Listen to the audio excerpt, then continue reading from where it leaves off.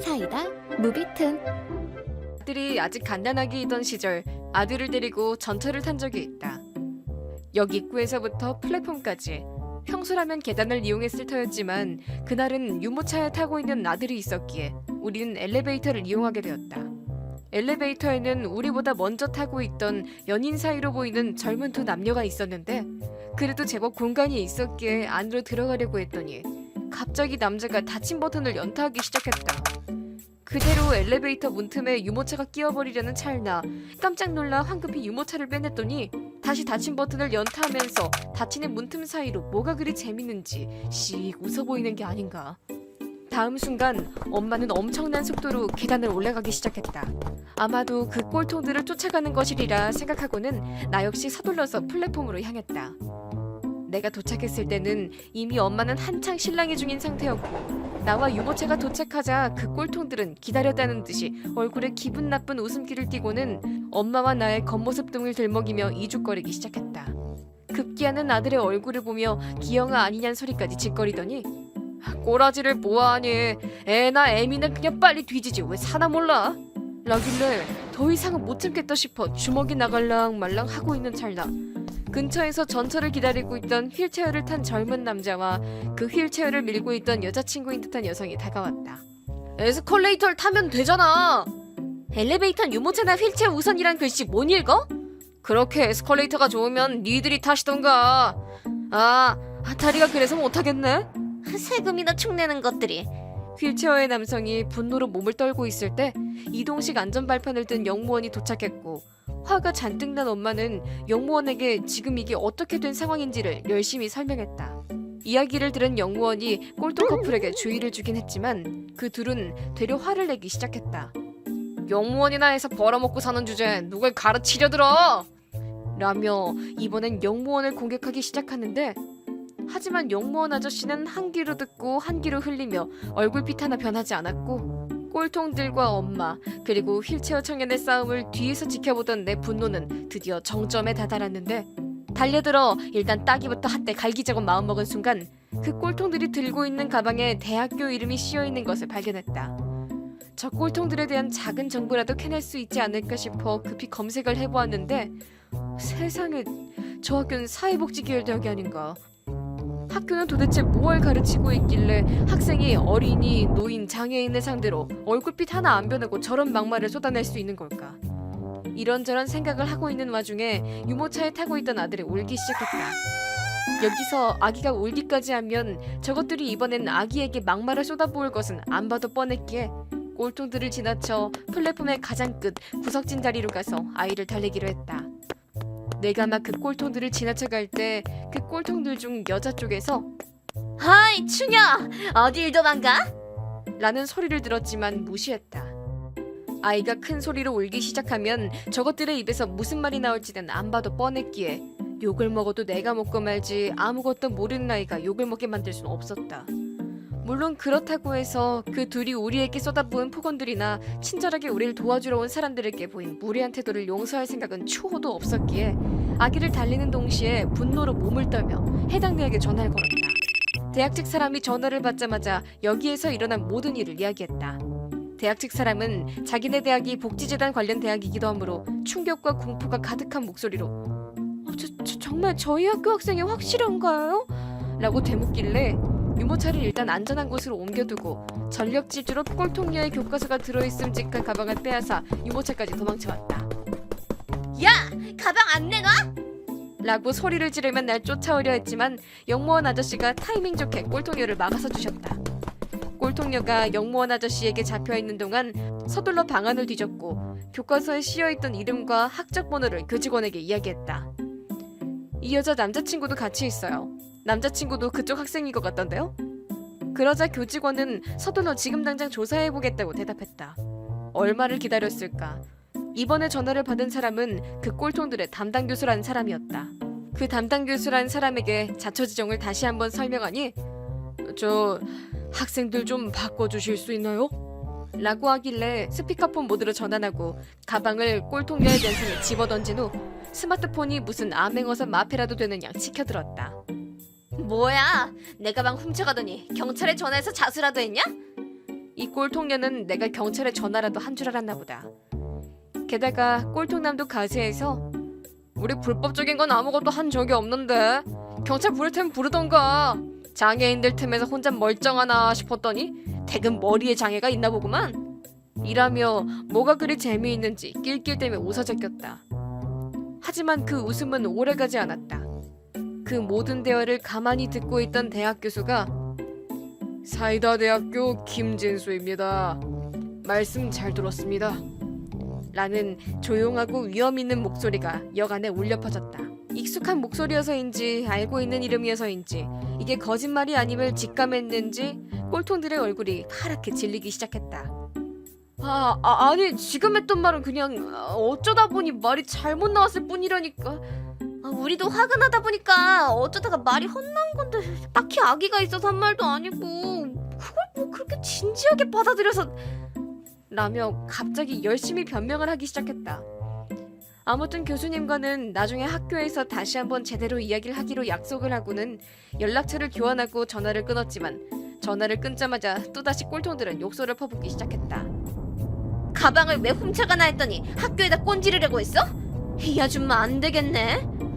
별 거지 같은 것들 때문에 이게 뭐야? 다 저리 꺼져! 학교에 연락한 게 그렇게 화가 났는지 점점 입이 더러워져만 가는 꼴통들이었다. 그때 지금까지 아무 존재감 없이 날카롭게 쏘아보고만 있던 휠체어를 밀던 여성이 입을 열었다. 처음부터 지금까지 댁들이 했던 말들 전부 녹음했으니까 그런 줄 알아. 그 말에 꼴통들은 다시 한번 얼굴이 굳더니 부랴부랴 도망치듯 역을 빠져나갔다. 아마 이름도 학번도 학교도 전부 알아냈으니 도망쳐봐야 부처님 손바닥 아닌 건 모두가 알고 있었다. 그러니 잡을 필요도 없었다. 꼴통들이 도망친 후 우리는 서로 연락처를 교환하고 일련의 소동에 대해 영무원 아저씨에게 정중히 사과를 했다. 영무원 아저씨는 겸언자고 하며 아니요 험한 일을 당하신 것 같은데 괜찮으세요? 라며 연신 고개를 숙이셨다. 솔직히 영무원 아저씨가 도와주시지 않았더라면 학교에 연락할 수도 없었을 테니 모든 건 영무원 아저씨 덕이라고 해도 과언이 아니었다. 며칠 후 영무원 아저씨와 어린아들 이외에 그 자리에 있던 모든 사람들과 그 꼴통들의 부모 그리고 담당 교수님과 대학의 높은 분들이 한자리에 모이게 되었다. 당시 모든 대화를 녹음했다던 여성분이 SD 메모리에 녹음 파일을 담아온 덕분에 모두가 그 음성을 들을 수 있었고 그걸 들은 대학 측의 높은 분들은 잠시 방을 비웠고 그 사이에 교수님들이 꼴통들에게 한 차례 설교를 하셨다. 그러자 그 꼴통들과 꼴통들의 부모들은 여러 가지 변명을 줄줄줄 늘어놓았지만 교수는 그 모든 핑계를 조목조목 논파해버렸다. 그 꼴통 커플도 일이 이렇게 커질 줄은 꿈에도 몰랐겠지. 그 꼴이 너무 우습고 통쾌했기에 나도 모르게 웃음이 터져나올 뻔했으나 그 순간 우리 엄마가 내 발을 밟으며 나를 째려보았다. 그러는 와중에 대학의 높은 분들이 자리로 돌아오시더니 학교 측은 이런 학생들을 사회로 배출할 수 없다는 결론을 내렸습니다. 라는 폭탄 선언을 했다. 알고 보니 아까 잠시 자리를 비운 것은 그 꼴통들을 어떻게 처분할 것인가에 대한 논의를 하기 위해서였다고 한다. 덕분에 꼴통들이 이번에 딴 학점과 재학 중에 땄던 모든 실습 점수를 박탈. 덕분에 학점 부족으로 졸업은 물 건너가게 되었고 졸업과 함께 입사하기로 되어 있었던 회사는 당연히 졸업을 못하게 됨과 동시에 자동으로 입사 취소가 결정되었다. 게다가 이번 사건은 학교 게시판에 게재할 것이며 따라서 퇴학을 할 것인지 졸업 가능한 학점을 딸 때까지 계속 학교를 다닐 것인지는 각자의 판단에 맡기겠다는 학교 이사장은 마치 재판관처럼 담담하게 꼴통들에 대한 판결을 늘어놓았다. 설마 이렇게 통쾌한 결말이 기다리고 있을 줄은 몰랐던 우리들은 내심 놀랐다. 그냥 우리 앞에서 교수에게 잔소리나 실컷 듣고 사과나 받으면 그걸로 다행이라고 생각했었는데 이런 엄청난 결과가 나올 줄이야. 이사장의 판결을 들은 꼴통의 부모님들은 제발 그것만은 이라고 사정했지만 교수님도 이사장님도 결정은 번복할 수 없다는 말만 되풀이할 뿐이었다. 피해자 측인 우리들은 이쯤에서 퇴장을 했고 곤란할 때 우리를 도와주었던 휠체어를 탄 남녀 커플에게 작은 선물과 함께 감사를 표하고 각자의 집으로 돌아갔다. 그런데 잠시 후 뒤에서 뭔가 소란스러운 소리가 들리길래 뒤돌아보니 그 꼴통들의 부모들이 우리를 쫓아오는 게 아닌가. 당신들 때문에 우리 애가 퇴학 당하게 생겼잖아. 이거 어쩔 거야? 어? 라는 헛소리를 해대는 걸 보니 부모가 저 모양이니 애들이 그 모양이지 싶었다. 하도 시끄럽고 귀찮길래 자기 자식들의 욕설이 녹음된 SD카드를 꺼내서 보여주며 내친 김에 경찰서에도 가볼까요?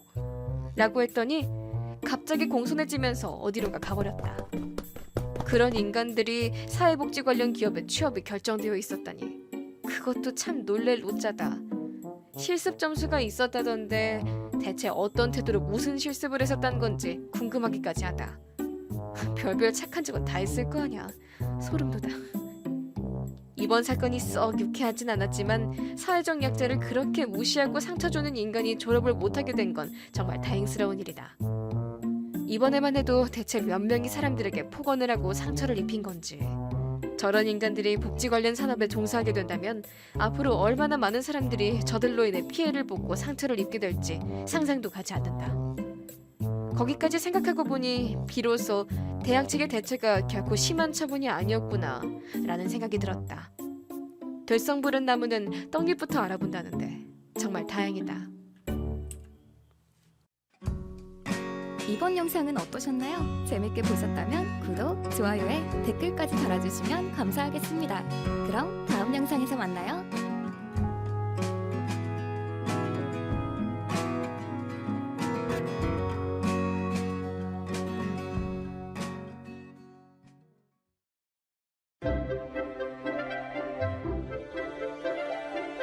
사이다 무비튼. 말을 이해하기 시작했을 때 즈음부터 우리 엄마가 진짜 엄마가 아니라는 건 알고 있었다. 아기일 때부터 쭉 키워주셨는데 내가 언젠가 상처받지 않도록 내가 어렸을 적부터 사실을 이해하기 쉽게 설명해 주었다. 엄마와 아빠는 재혼 후 함께 살게 되었다는 사실도 이해하고 있었다. 나를 낳아준 여자에 대해서는 엄마도 들은 적이 없어 보였고 나도 별로 궁금하지도 않았다. 그리고 엄마는 부족할 거 없이 내게 넘치는 사랑을 주셨고 그 덕에 내가 비굴해질 일도 없었다. 아빠는 시골 장남이라는 이유로 주위에서 다음엔 아들 낳아라 라고 했었지만 아빠와 엄마 사이에 아이는 생기지 않았다. 그래서 할머니나 친척들이 애가 안 생기니까 일부러 애 딸린 남자를 노린 거야 라고 아빠가 없을 때 뒷담화를 하곤 했다. 그 말을 들을 때마다 나는 기분이 좋지 않았는데 엄마는 신경 쓰지 않아도 된다며 항상 웃어주셨다. 하지만 하도 친척들이 성가시게 굴어서 어느 날 부모님은 불임 치료를 생각하셨다. 아빠에겐 이미 내가 있기 때문에 불임의 원인은 엄마한테 있긴 하겠지만 초진이니 부부 둘이서 같이 검사하러 갔다. 아빠는 일 때문에 결과를 안 듣고 먼저 돌아가 버려 엄마만 결과를 들고 돌아와서는 역시 제가 원인이었어요 라고 아빠에게 말했다. 엄마가 불임이라는 확고한 사실이 수면 위로 떠올라 주위의 질타는 더욱 거세졌으나 아빠와 엄마는 헤어지지 않았다. 애초에 아빠와 엄마는 서로 사랑하고 있었고 사이도 매우 좋았다. 게다가 아빠는 자신과 아이에게 최선을 다해주는 엄마와 헤어질 생각은 조금도 없어 보였기도 했고 말이다. 엄마는 엄마대로 아빠를 향한 애정은 물론이지만 그것보다도 수빈이랑 절대 떨어지기 싫어 라고 했다. 이혼해버리면 아빠의 자식인 나와는 연을 끊게 되는 거니까. 그 정도로 엄마는 항상 내게 붙어 있었다. 일반적인 경우라면 딸려온 애라서 약간 서먹하거나 자신이 낳은 아이가 아니라 애틋함이 없기도 하겠지만 엄마는 혼낼 때도 진심을 담아 혼냈고 그것도 내가 바른 사람으로 자라기 위한 마음으로 그러는 거란 걸 알기에 내가 혼나는 이유에 대해서도 나이가 어려도 일일이 다 이해할 수 있었다. 하지만 그만큼 평소에는 많이 예뻐해 주었기 때문에 주위에 말하지 않는 이상 모두가 친자식이라고 믿었고 친딸이 아니라고 말해도 농담이라고 생각할 정도로 나를 아껴주었다. 하지만 그 후 아빠가 돌아가셔서 엄마는 나를 데리고 집을 나왔다. 여자아이라고는 해도 대를 이을 아이는 나밖에 없었지만 왜인지 엄마와 친척이 대화를 나누더니 쉽게 집을 나올 수 있었다. 조금 이상하다고는 생각했지만 친척들도 매번 엄마한테 심한 말을 해왔기에 아빠가 죽음으로써 관계를 청산당한 것 아닌가도 생각했다. 나는 친척들에게 인사도 못한 채로 재빨리 집에서 내보내졌다. 그리고 그 후 멀리 떨어진 곳에서 엄마와의 생활이 시작되었지만 엄마는 변함없이 다정했다. 아빠가 남겨준 돈도 있었기에 엄마 수입으로 어떻게든 두 명이서 살아갈 수 있었다. 그리고 시간이 흘러 내가 대학교 2학년일 때 엄마가 갑자기 쓰러져 병원으로 실려갔다. 불치병이라는 걸 알고 나는 큰 충격을 받았다. 하지만 나 이상으로 엄마도 굉장히 심각한 얼굴을 하고 있었다. 나을 생각만 하자 우리. 라고 격려해도 아니 그게 아니란다. 라고 곤란한 듯한 얼굴을 하며 고개를 저었다. 그리고 연신 집에 돌아가고 싶다고 말했다. 무리도 아니겠거니 했지만 그런 엄마의 모습은 뭔가 엄청 필사적이었다. 게다가 나에게 엄마 방은 더러우니까 청소 같은 거 하지 마렴. 엄마가 금방 퇴원하고 직접 할 테니까. 라고 말하는 것이다. 아무리 더러워도 집 청소 정도는 내가 해도 되는 것이고 무엇보다도 본인 몸 생각을 가장 우선시해서 1분 1초라도 오래 곁에 있어 주었으면 했다. 하지만 날이 지날수록 쇠약해져가는 엄마는 나를 만날 때마다 내가 어릴 적부터 항상 해오던 수빈이는 아주 이쁜 엄마 딸이란다 라는 말을 해주었다. 마치 주문을 외우듯 반복해서. 그리고 엄마는 그대로 병원에서 돌아가셨다. 엄마의 부모님은 이미 돌아가셔서 엄마 쪽 친척이라고 하는 사람들이나 친구라고 하는 사람들이 장례식을 치러주셔서 나는 그저 멍하니 지켜볼 수밖에 없었다. 나와 엄마가 사이가 좋은 것도 엄마가 나를 예뻐해주던 것도 알고 있는 주변 사람은 내가 멍해져 있는 동안 내 기분을 살펴주었다. 부모님도 내가 대학을 나올 정도의 돈은 남겨주셔서 생활할 수 있었지만 다시 일어서기까지 긴 시간이 걸렸다. 나는 부모님의 돈은 소중히 쓰고 싶었기에 대학에 다니며 알바했다. 알바를 하고 있을 때는 잠시나마 슬픔을 잊을 수 있었다. 그리고 대학을 졸업한 후 가능한 한 허리띠를 졸라매야겠다고 생각해서 사회인이 된 기회에 조금 싼 집으로 이사가기로 했다. 엄마가 돌아가신 후의 물건들을 보고 추억을 떠올려가며 청소하고 있었는데 문득 엄마가 했던 말이 떠올랐다. 장롱 안은 치워도 되지만 장롱은 추억이 담긴 물건이니까 절대 버리지 말라고 했었다. 그리고 짐을 다 챙기고 이사가는 날 이삿짐 센터에서 가구를 옮기고 있을 때 장롱 바닥에서 믿을 수 없는 물건이 나왔다. 낡고 빛바랜 종이 한 장. 그걸 본 순간에는 그것이 무엇인지 이해할 수 없었지만 이해하고 나서는 속이 울렁거렸다. 그것은 오래된 진단서 같은 것이었다. 종이가 낡아서 읽기 힘든 부분이 많았지만 거기에 쓰여있는 내용은 아빠가 무정자증이라는 사실이었다. 일단 너무 깊게까지는 생각 안 하고 이사를 다 마치고 일을 배우는 것에 전념했다. 적응도 다 하고 드디어 다른 일을 생각할 여유가 생기고 나자 뒤늦게 생각을 정리해보았다. 일단 아빠가 무정자증이라는 건 나는 아빠 딸이 아니라는 소리다. 전에 둘이서 불임 검사를 하러 가서 엄마만 결과를 들었으니 아빠는 아마 몰랐을 것이다. 알고 있었다면 검사하러 갔을 필요도 없었을 테고 애초에 나를 키우지도 않았을 것이다. 엄마만 알고 있었던 것이다. 심지어 본인 탓으로 만들면서까지 숨겼다. 여기서부터는 내 상상이지만 내 진짜 엄마, 즉 아빠와 처음으로 결혼한 여자는 아빠와 결혼했음에도 불륜을 저질러 다른 남자의 아이를 뱄을 것이다. 그리고 그 사실을 본인이 알고 있었는지 어쩐지까지는 이제 와서 알 수 없다. 하지만 항상 곁에 있어주었던 엄마의 생각은 알 것 같다. 분명 모두 나를 위한 것이 아니었을까. 내가 아빠의 애가 아니라는 걸 알면 나를 자신의 밑에 둘 리가 없다. 낳아준 엄마가 바람을 피워 임신하게 된 나를 키울 의무도 없고 얼굴도 보기 싫다고 말할 가능성도 충분히 있었다. 알려지기라도 하면 최악의 경우 낳아준 엄마에게 보내지거나 시설에 들어가게 되었을지도 모른다. 그걸 엄마는 스스로 죄를 덮어 써가면서까지 나를 지켜준 것이다. 게다가 엄마는 부모가 둘 다 제대로 있는 환경에서 나를 키우고 싶었던 것일 수도 있다. 하지만 그런 아빠가 죽고 나서 집에 머무를 이유가 사라지자 아마 친척들에게 엄마가 진실을 말했을 것이다. 그래서 대를 이어야 할 내가 쉽게 집을 나올 수 있었던 거구나 하고 드디어 납득이 갔다. 피 한 방울도 안 섞인 손주 따위 필요 없었을 테니까. 그 덕에 왜 엄마가 나를 누구에게도 인사시키지 않고 집을 나왔는지도 자연스럽게 알 것 같았다. 분명 평소부터 엄마에게 심한 말을 해왔던 인간들이니 혹시 내가 아빠 자식이 아니라는 걸 알면 얼마나 끔찍한 말들을 내뱉었을지 알 수 없다. 심지어 떠나가는 사람이라면 더더욱. 엄마는 그냥 얼굴을 마주치지 않게 하는 것으로 나를 지키려고 한 것이다. 그렇게 생각하니 멀리 이사간 것도 납득이 갔다. 타지로 이사가고 나서 갑자기 병이 생길 거라곤 예상도 못했던 거겠지. 내가 이사를 가며 장롱을 치울 것도 말이다. 엄마가 돌아가신 후 지금에서야 조각나 있던 퍼즐이 맞춰지는 느낌이었다. 나를 낳은 엄마에 대해서는 아무것도 모른다. 어떤 사람이었는지도 지금 어디에 있는지도. 내게 있어 엄마는 항상 내게 애정을 쏟아가면서 정성을 다해 키워준 엄마 한 명뿐이다. 그건 내가 죽을 때까지 변하지 않는다. 나는 부모님과 피 한 방울 섞이지 않았지만 그 두 분이 내 부모님이어서 정말로 다행이라고 생각한다. 이번 영상은 어떠셨나요? 재밌게 보셨다면 구독, 좋아요에 댓글까지 달아주시면 감사하겠습니다. 그럼 다음 영상에서 만나요.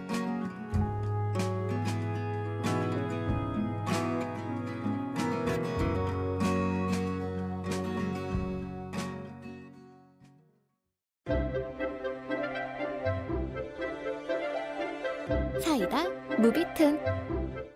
황금 연휴에 언니가 시댁에서 살해당할 뻔했다.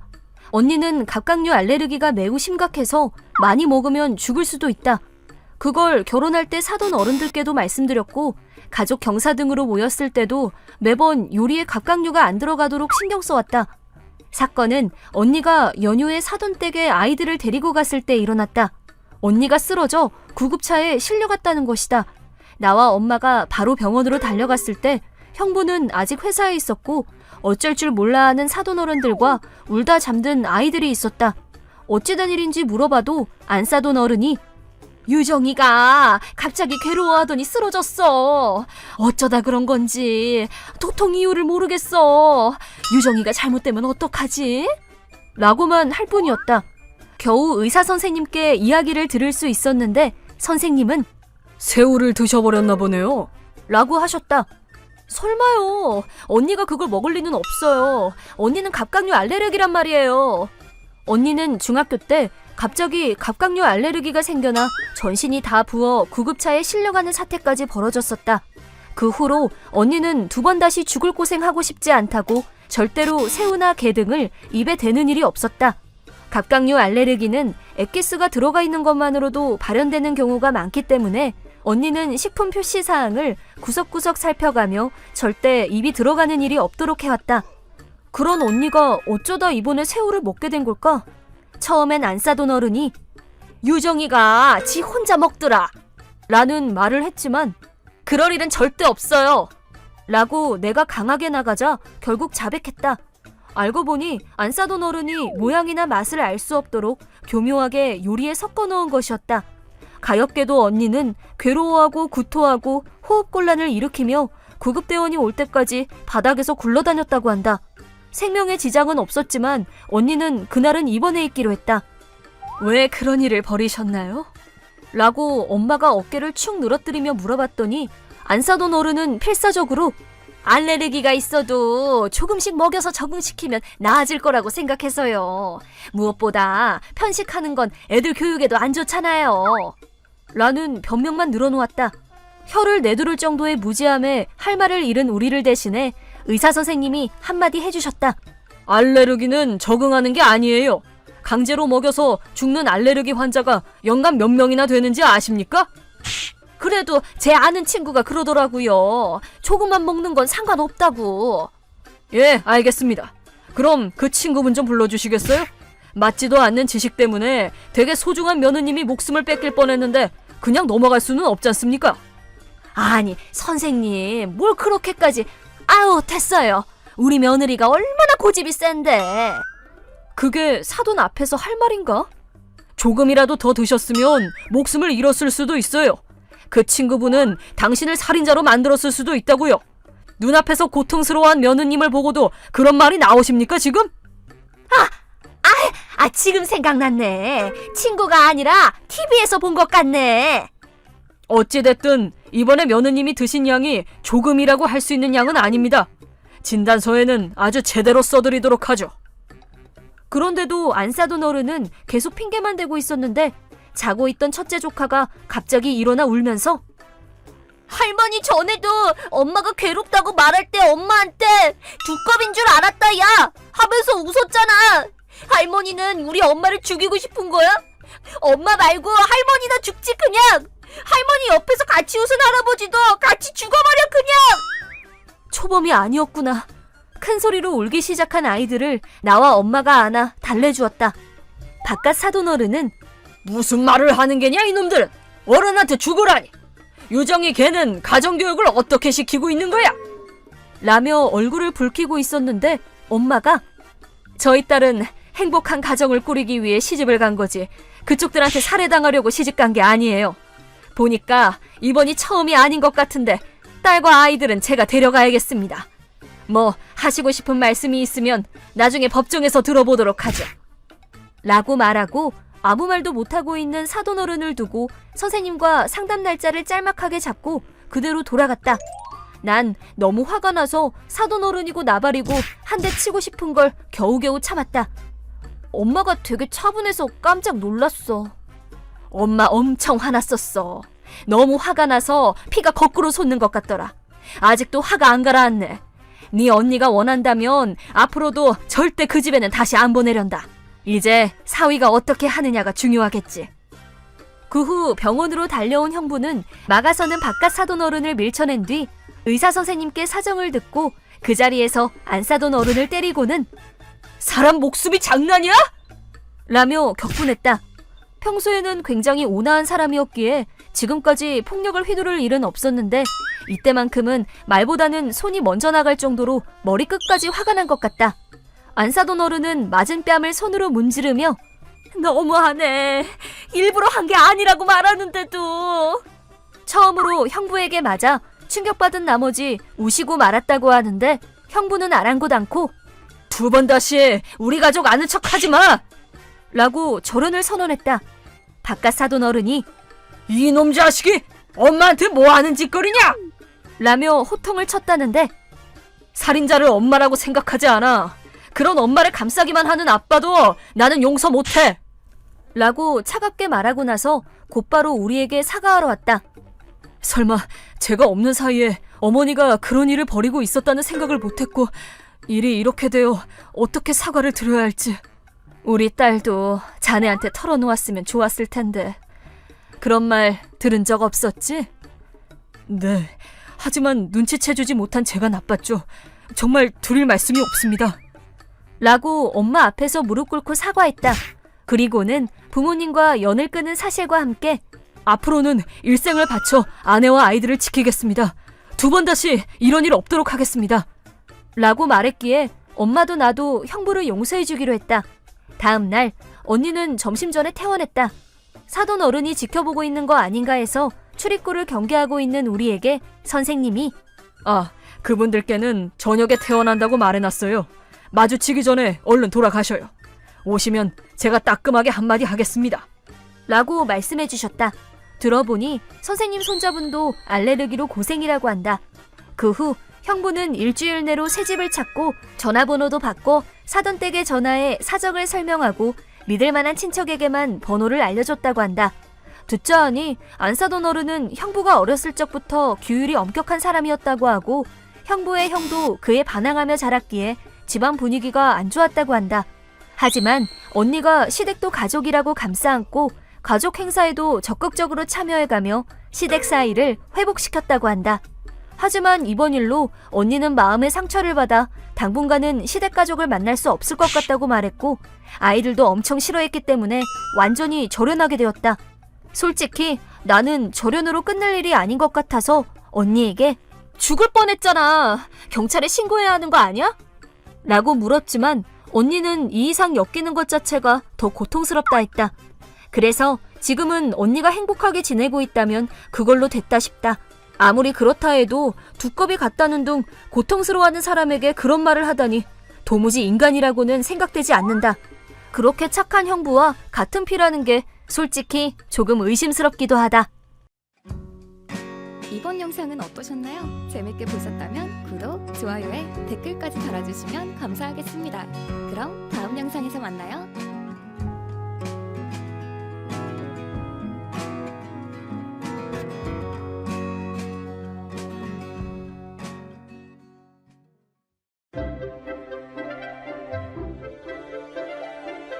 사이다 무비튼. 어느덧 20년이나 지난 일이지만 저는 사람을 찌른 적이 있습니다. 제가 미성년자였던 데다가 상대가 크게 다치지 않았고 정당방위로 인정받았기 때문에 처벌은 면할 수 있었죠. 요즘이었다면 뉴스나 신문에서 난리가 났을 거예요. 제가 칼로 찌른 사람은 바로 제 아버지입니다. 아버지는 알코올 중독자에 폭력적이고 자기밖에 모르는 사람인데다가 자기 뜻대로 되지 않으면 난폭하게 변해 저와 어머니에게 폭력을 휘두르는 게 일상이었어요. 어느 추운 2월, 제가 중학교 2학년이 되었을 무렵이었어요. 아버지가 그달의 월급을 전부 갖고는 차를 타고 나가버린 일이 있었죠. 어머니는 어딘가 쓸쓸해 보이긴 했지만 또 싸웠나? 하고 넘겨버렸어요. 이때까지도 무슨 일이 일어날지 알지 못했어요. 그런데 그날 밤 결국 그 일이 일어났습니다. 그날 밤 9시가 막 지났을 때였어요. 어머니가 쫓기는 표정으로 뛰어들어오셔서는 어서 도망가자!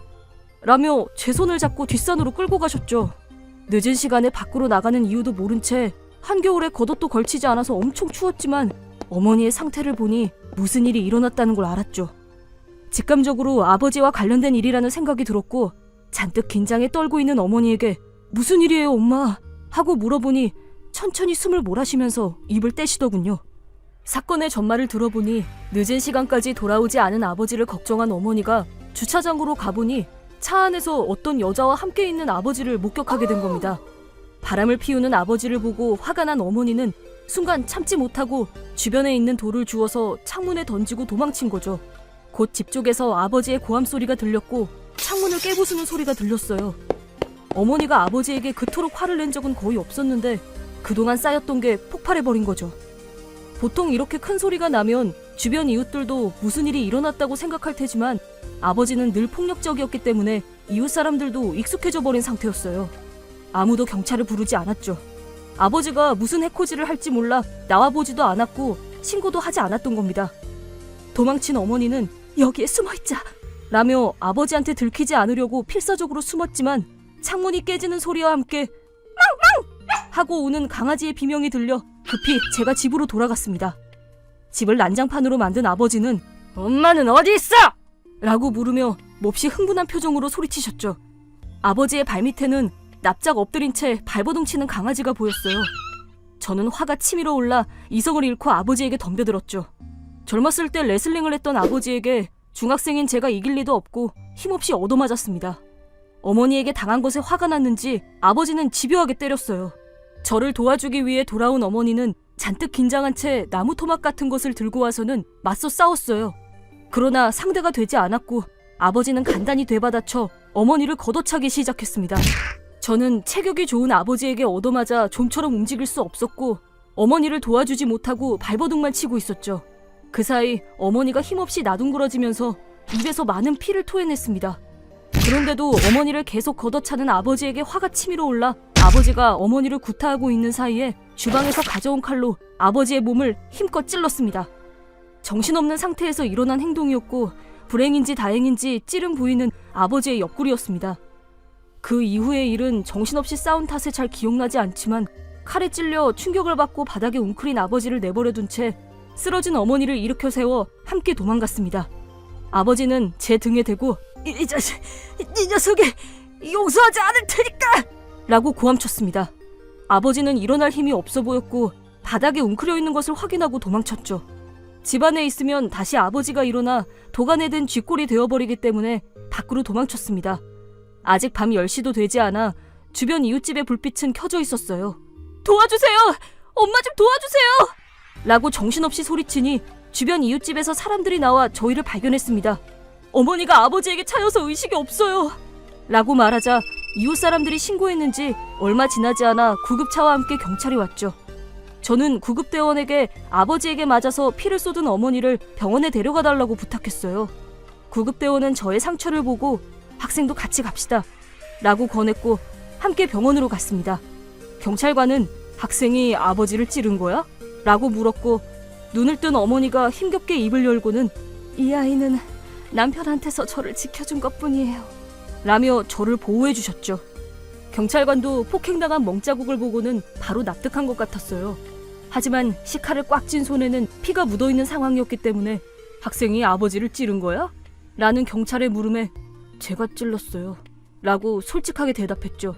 즉시 경찰관이 피의 흔적을 따라 아버지를 찾았더니 차 옆에 웅크리고 있던 아버지를 발견했다고 합니다. 아버지는 중상을 입었지만 생명에는 지장이 없었어요. 어머니도 중상을 입었지만 생명에는 지장이 없었고 외조부모와 외가 친척이 오셔서는 왜 이야기하지 않았니? 하고 화내셨죠. 저는 그 말을 들었을 때 충격을 받았죠. 집에는 저와 어머니뿐이었기 때문에 아버지를 당해낼 사람이 없었지만 어머니는 외가 쪽과 연락을 하고 지냈으니 전화로 상담하든지 도움을 요청할 수 있었기 때문이죠. 그 당시 저는 어째서 그런 간단한 것조차 하지 않았을까 하는 생각이 들었지만 지금 생각해보면 어머니는 자신이 이런 꼴을 당한 것을 외가의 가족들에게 알리고 싶지 않았던 것 같아요. 저는 이후 3일간 경찰서에서 조사를 받았습니다. 하지만 주변의 증언과 함께 상습적인 가정폭력으로 정신이 쇠약해져 있는 상태에서 어머니와 저를 지키기 위한 정당방위로 인정받아 처벌은 면했죠. 이후 어머니와 저는 외조부모와 친척의 도움으로 아버지와 만날 일은 없었어요. 부모님은 이혼하셨고 저와 어머니는 어머니의 고향으로 이사를 가게 되었죠. 학교에 금방 소문이 퍼져 주변 친구들 모두 위로해 주었지만 그 당시 저에게는 그조차도 견디기 힘든 일이었어요. 아버지가 보복할 우려가 있었기 때문에 조금이라도 우리 편을 들어줄 사람이 많은 지역에서 사는 건 당연한 선택이었죠. 그로부터 20년이 지난 오늘 요양시설에 계신 아버지가 세상을 떠났다는 연락을 받았습니다. 수년 전부터 술을 너무 많이 마셔서 뇌경색과 치매에 걸렸다고 하더군요. 그런 사건을 겪고도 아버지는 변하지 않았구나 하는 생각이 들었습니다. 그래도 치매에 걸린 덕분에 혹시 폭력성이 줄어들었다면 주변 사람들에게는 행운이었을지 모릅니다. 친조부모는 장례도 치르지 않을 거니 신경 쓸 거 없다. 일단 알려는 줘야 할 것 같아서 연락을 한 거다. 이제 안심하고 살 수 있으니 다음번에 놀러 오라고 전해주렴. 이라고 하셨다더군요. 결국 아버지는 저와 어머니뿐 아니라 자신의 부모까지도 힘들게 만들었던 겁니다. 그 사건 이후 20년이 지난 지금도 기분이 좋지 않은 날에는 그때의 일이 떠올라 괴로웠지만 오늘은 왠지 마음이 가벼워진 것 같은 기분이 듭니다. 어머니는 조금 슬퍼하는 것 같지만 슬퍼해주는 어머니를 보면 그렇게 당하고도 대단하시다는 생각이 들어요. 지금의 저라면 아버지와 맞설 수도 어머니를 도와줄 수도 있지만 당시 중학생 소년이었던 저에게 아버지는 위협스러운 존재였고 당해낼 수 있는 상대도 아니었어요. 지금까지 누구에게도 말한 적 없는 이야기지만 앞으로도 말하지 않을 겁니다. 아버지가 돌아가신 지금 조금이라도 그때의 일이 잊히기를 바라고 있습니다. 이번 영상은 어떠셨나요? 재밌게 보셨다면 구독, 좋아요에 댓글까지 달아주시면 감사하겠습니다. 그럼 다음 영상에서 만나요.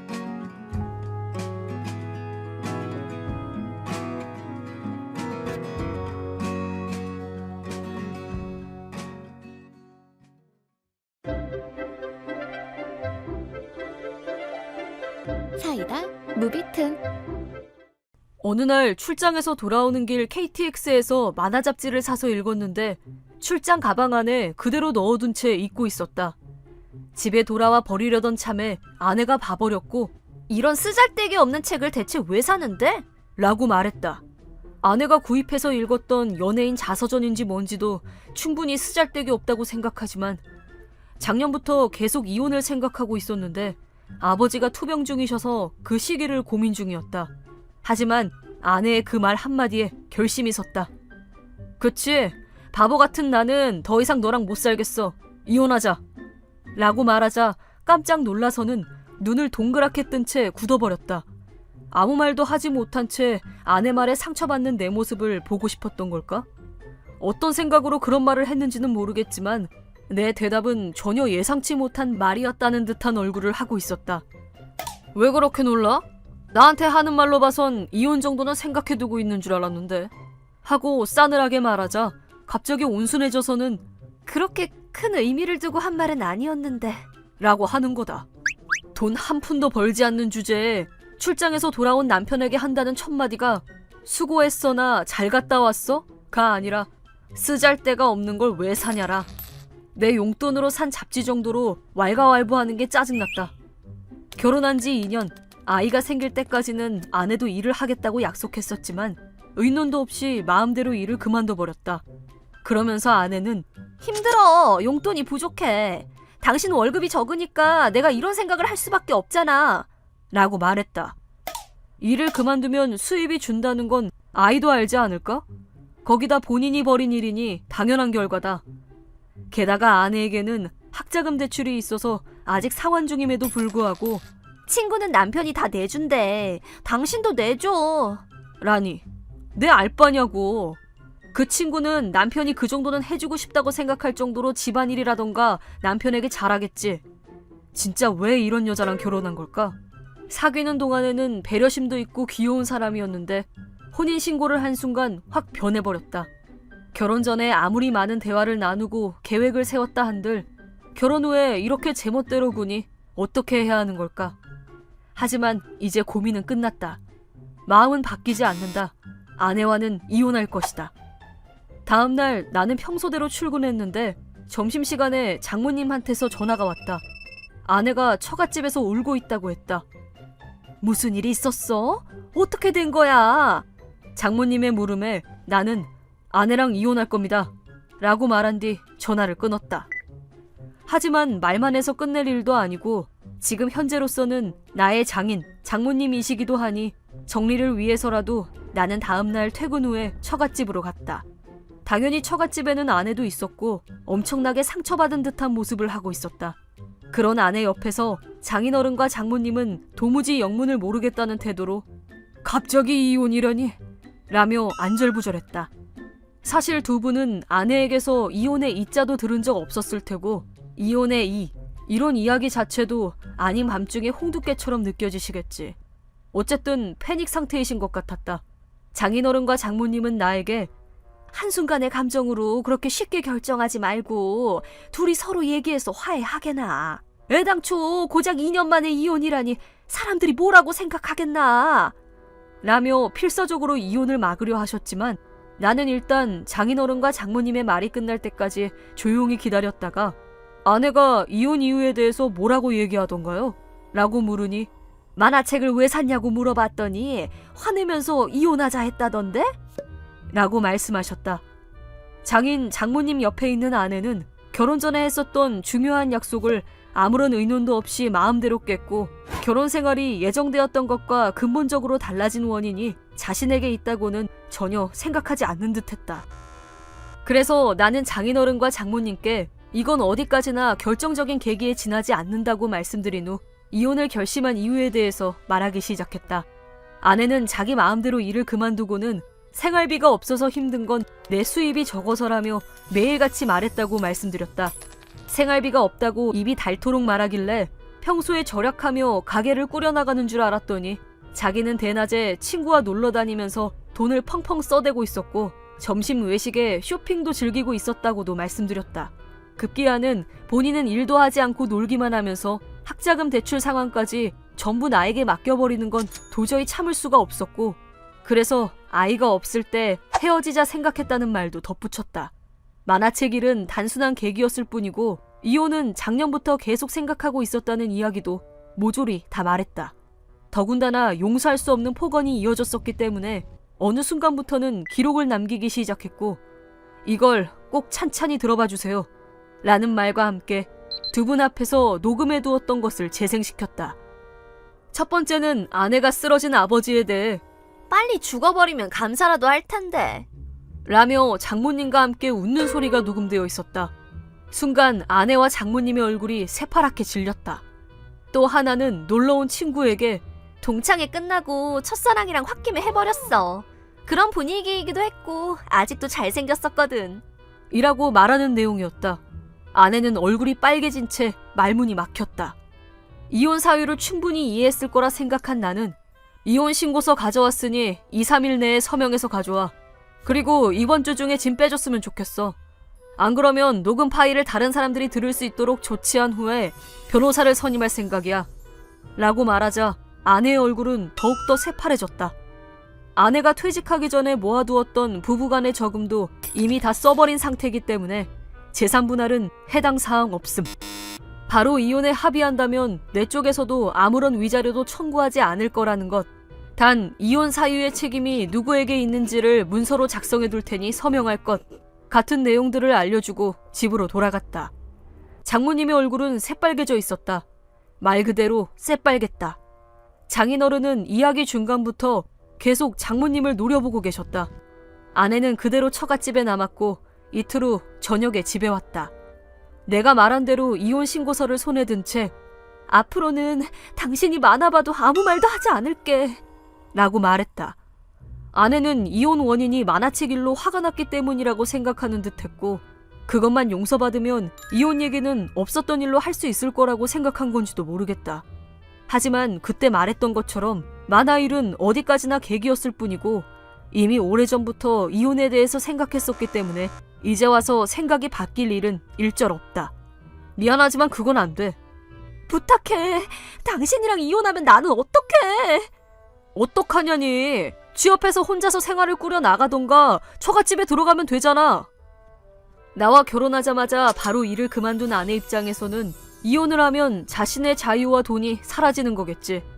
그러니 당연히 이혼하기 싫겠지만 그건 내 알바가 아니다. 내 말을 듣고는 푹 고개를 숙인 채 작성을 끝낸 이혼 신고서를 현관에 두고 사라졌다. 이게 정말 만화책 때문이라면 물론 그런 사소한 일로 이혼을 생각하지는 않았겠지만 아버지 일도 있고 무엇보다 바람을 피웠으니 이젠 돌이킬 수 없다. 이혼할 사유는 충분하다. 아내는 나에게서 이혼하자는 말을 듣고 이혼하자. 어떤 기분으로 처갓집에 갔는지 모르겠지만 이제야 겨우 아내에게서 해방된다고 생각하니 마음이 후련했다. 그리고 이혼 반년 후 지인과 이야기를 나누던 중에 우연히 전 부인에 대한 이야기가 나왔다. 처갓집으로 들어간 후로 전 부인은 취직은 한 것 같지만 이미 2년이나 편하게 놀고 먹는 생활을 해버린 탓에 직장 생활에 잘 적응을 하지 못하는 듯했고 매일매일 신체적으로나 정신적으로 지칠 대로 지친 상태라는 이야기였다. 그런 전 부인이 퇴근해 지쳐 피곤한 상태임에도 불구하고 부모님은 소방 맞은 딸내미 부끄러워 죽겠어. 이웃들이 뭐라고 생각하겠어? 라며 장모님에게 구박받았고 장인어른은 전 부인에게 넌 정말 인간 말종이야. 남편이 있는데 바람을 피질 않나. 병마와 싸우고 있는 사람에게 아무렇지도 않게 독서를 내뱉다니. 넌 이제 더 이상 내 딸이 아니다. 우리 집에서 당장 나가! 라고 하셨다고 한다. 전 부인은 처갓집에서 당장이라도 나오고 싶지만 집을 구할 돈도 없는 데다 정직원도 아니기 때문에 지속적인 수입을 기대할 수 없어 매일 부모님의 구박과 욕설을 참아내며 생활하고 있다고 한다. 내가 아내 말에 정신적으로 힘들었던 것처럼 이번엔 아내가 부모님께 그런 소리를 듣게 됐다니 고소해서 웃음이 멈추질 않는다. 이번 영상은 어떠셨나요? 재밌게 보셨다면 구독, 좋아요에 댓글까지 달아주시면 감사하겠습니다. 그럼 다음 영상에서 만나요.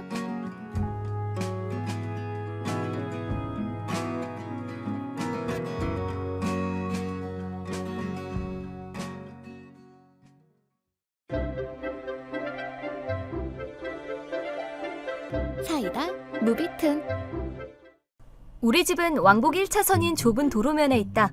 집 1층에는 차고가 있고 차고 앞은 문 없이 개방되어 있어서 그런지 모르는 차가 멋대로 주정차하는 일이 많았고 주차된 차가 있으면 나와 남편 차를 넣거나 꺼낼 수가 없어 골치 아팠다. 남편과는 공사 현장에서 자주 보이는 라바콘이라도 두자는 얘기가 오갔지만 들어갈 때마다 일일이 차에서 내려야 해서 그건 그거대로 귀찮을 것 같아 뭔가 좋은 방법이 없을까 고민하고 있었다. 표지판을 걸어둔 적도 있다. 차고 출입구인이 무단 주정차 금지라고 써두었는데 효과는 없었다. 되려 종이에 써서 붙여뒀더니 X가라는 낙서만 돌아와 이딴 말을 아무렇지도 않게 쓰는 사람도 있구나 생각했다. 그래서 결국 감시 카메라를 달아두기로 하고 업체에 의뢰했다. 꽤 화질이 좋아 얼굴이랑 번호판도 다 보이고 게다가 녹음 기능까지 달린 카메라였다. 그리고 다음날 일을 마치고 돌아오니 또다시 차고 앞에 주차 차량이 있었다. 심지어 반대 차선에서 비집고 들어온 듯한 형태로 주차되어 있어서 살짝 열받았다. 안에 사람이 타고 있어서 가볍게 경적을 올려보았다. 하지만 완전히 무시하고 조금도 움직이지 않았다. 나는 차고로 들어갈 수도 없고 이게 무슨 경우인가 싶어 다시 한번 경적을 올려보았다. 그랬더니 차 안에서 아저씨가 건들거리며 나오더니 호주머니에 손을 넣고 내 차 쪽으로 성큼성큼 걸어왔다. 그러더니 아저씨는 야, 이 싸가지 없는 년아! 한 번만 울려도 알아들어! 개무시하냐? 라고 따지기 시작했다. 나는 창문을 살짝 열어 그럼 한 번 울렸을 때 차를 빼주시면 되잖아요. 차도 못 넣고 완전 민폐거든요? 라고 말했더니 뭐? 지금 누구 보고 따지는 거야 이년아? 안 내려? 라며 언성을 높였다.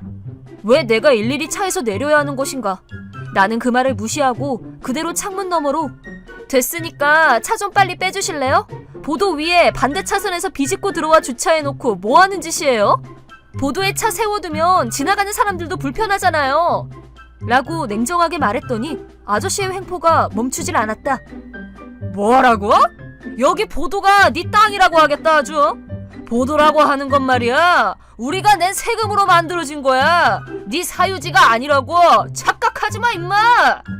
차에 타고 있는 게 여자라 그런지 성을 내면 알아서 잘못했어요 할 줄 알았나 본데 나는 더욱 냉정하게 저기 여기 토지는 저희 부지 맞고요. 보도 부분은 시에서 빌린 토지인데 뭐 불만이라도 있으세요? 그리고 그렇게 큰 소리로 떠들면 이웃분들한테 피해가는데 조용히 좀 해주시겠어요? 라고 받아치자 젊은 여자한테 한마디 들어 더욱더 격양된 아저씨는 뭐라고? 얼굴도 못생긴 년이 진짜 싸가지 없게 그것보다 더 못생기게 만들어서 밖에도 못 나오게 해줄까? 빨리 안겨 나와! 라며 폭언을 내뱉는다. 여기서 얼굴 얘기가 왜 나와? 라고 생각하며 나는 차에서 내렸다. 내가 내리자 아저씨는 코웃음을 쳤다. 나는 키 155cm로 꽤 왜소한 몸이라서 조그만한 게 그냥 꼬맹이 아니야 이거? 그렇게 큰 소리 치길래 나는 또 얼마나 몸집 큰 아줌마길래 이러나 싶었더니 라며 비웃는다. 나는 하고 싶은 말이 그게 다예요? 라고 물으니 뭐래 얼굴도 못생긴 게 라고 하며 내 차를 힘껏 발로 찼다. 가서 보니 차인 곳은 움푹 찌그러졌고 신발로 인해 기스가 나 있었다. 저기요 지금 이거 공갈 때리는 거죠? 소리 지르면 제가 겁이라도 먹을 거라고 생각하셨나봐요. 뭐? 큰 소리 치면서 하시는 말씀이 너무 지나친 데다가 차도 기스 났으니까 경찰 부를게요. 차 수리비는 싹 다 받아낼 겁니다. 그리고 그딴 언행이 사회에서 통용될지 한번 보자고요. 하차 뭐라는 거야? 증거는 내가 발로 찼단 증거는 있냐? 라며 조금도 반성하지 않는 듯한 태도를 보이길래 나는 설치해둔 감시 카메라를 손가락으로 가리켰다. 이거 어제 막 달아놓은 거예요. 성능도 꽤나 좋다고요. 비싼 카메라인 것도 있어 나는 무심코 자랑하는 듯한 목소리로 말했다. 그랬더니 아저씨가 아무래도 조금 쫄렸는지 됐어! 차 빼면 되잖아! 알겠어 빼줄게! 금방 빼줄 테니까 잠깐 저기 가 있어봐! 라고 말했지만 그대로 차 타고 도주하려는 속셈인 게 너무 뻔해서 나는 곧바로 팔을 붙잡고 어라? 지금 이거 그냥 도망갈 생각은 아니죠? 라고 씩 웃으며 물었다. 아저씨가 내 손을 뿌리치려고 난동을 부려서 양손에 등을 붙이고 몸을 못 움직이게 했다. 아무리 발버둥 쳐도 소용없어요. 저는 어릴 때부터 무술을 배워와서요. 라고 했더니 아저씨는 알겠어 경찰서 가서 변상도 다 해줄 테니까 팔 좀 놔봐! 라고 겨우 체념한 듯 보여서 나는 팔을 놔줬다. 그랬더니 아저씨는 무슨 생각을 한 건지 내 눈앞에서 힘껏 얼굴을 향해 주먹질을 하려고 하길래 순간적으로 피해봤지만 아저씨의 계속 내지른 주먹이 내 얼굴을 스쳤다. 아저씨 이러면 곤란하죠. 그것만 아니었어도 차 수리비만 받고 끝내려고 했는데 라고 말하고 눈앞에 형사수첩을 펼쳐 보여주었다. 너 형사수첩을 보자마자 태도가 돌변한 아저씨. 네, 유감스럽지만 기물파손에 폭행죄까지 추가되셨네요. 각오하세요. 아저씨는 안색이 바뀌어 휘청거렸다. 그리고 곧 경찰차가 도착했다. 사실은 차 안에서 지원을 요청해뒀었다. 나는 아무것도 안 했어. 이 여자가 몇 번씩이나 경적을 울려서는 차에서 안 내리면 때리겠다고 협박했다고. 자기는 무술을 배워서 힘세다고 하면서 라고 도착한 동료 경찰관들에게 이것저것 변명을 했지만 자세한 건 경찰서 가서 얘기하시죠. 라는 말을 듣고 투덜대며 경찰차를 타고 갔다. 나도 모처럼 일 끝마친 지 얼마 되지도 않았는데 동행하게 되었다. 경찰서에 도착해서도 나는 아무것도 안 했어! 라고 소리를 질러댔지만 감시 카메라에 공갈치던 목소리가 하나도 빠짐없이 다 녹음된 채로 찍혀 있어서 그때 모습을 재생해서 보여주었더니 그제서야 아저씨가 체념했는지 작은 목소리로 죄송하게 됐습니다 라고 사과해왔다. 그리고 갑자기 태도가 바뀌어서는 죄송합니다. 정말 2번 다시는 무단주차 안 하고 폭력도 휘두르지 않을게요. 차 변상도 다 할 테니 제발 용서해 주세요. 부탁드릴게요. 직장에 알려지면 큰일 나요. 라고 무릎을 꿇고 사죄하길래 나는 무슨 일이 있어도 폭력은 안 되죠. 저는 동체 시력이 좋아서 아까 전에 바로 피해서 볼 옆을 스친 정도로만 끝났지만 그걸 일반인이 제대로 맞았더라면 크게 다쳤을 거예요. 그랬다면 바로 실형이었겠죠. 라고 말하니 아저씨는 연신 두 번 다시 안 할 테니 부탁드립니다. 제발 부탁드립니다. 하고 사죄를 반복했다. 결국 범행을 인정하고 반성하고 있으며 초범에 전과도 딱히 없어서 차 수리비만 받기로 하고 돌려보냈다. 몸집이 작다고 조금 겁주면 어떻게든 될 거라고 생각했는지는 몰라도 미안하지만 나는 순해 보이는 인상과는 달리 유도에 태권도에 옷을 벗으면 근육으로 가득 차 있고 직업 특성상 여러 범죄자들을 제압해왔기 때문에 그 정도 가지고는 아무렇지도 않다. 아, 그리고 한마디 더 하자면 내 외모는 그냥 평범한 데다가 미인은 아니지만 그렇게 못생긴 년 소리 들을 정도는 아니다. 이번 영상은 어떠셨나요? 재밌게 보셨다면 구독, 좋아요에 댓글까지 달아주시면 감사하겠습니다. 그럼 다음 영상에서 만나요.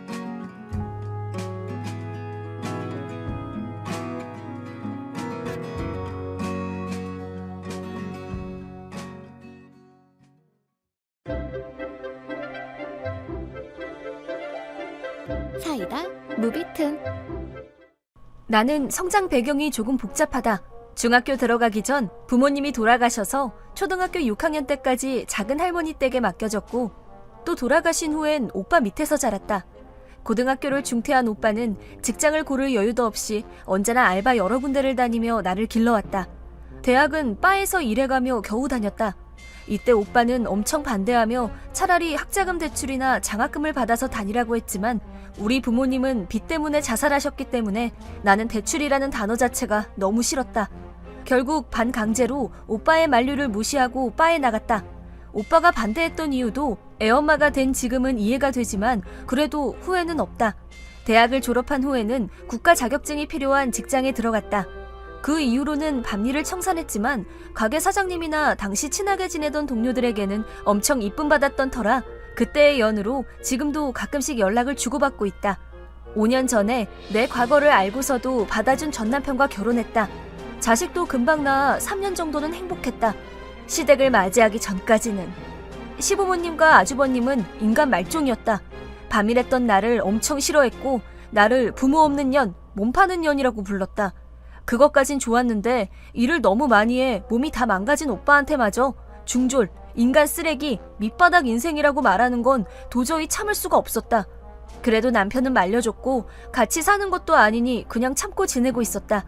시댁은 지방에서 회사를 경영하고 있었고 시부모님과 아주버님도 명문대를 나온 걸 자랑하기 일쑤였다. 자기들은 한 세대 만에 재산을 다 형성했다며 우쭐댔지만 사실은 돈을 끌어다 쓰기만 하는 경영 상태라는 사실도 알고 있었다.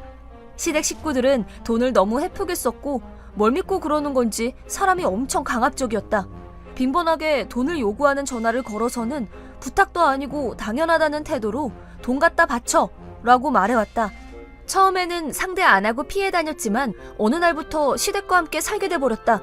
시댁이 불타 없어진 것이다. 시부모님은 화재 같은 거 안 나, 돈만 아깝게 라며 화재보험도 안 들었다고 하니 아무것도 못하고 집을 몽땅 잃은 꼴이 되었다.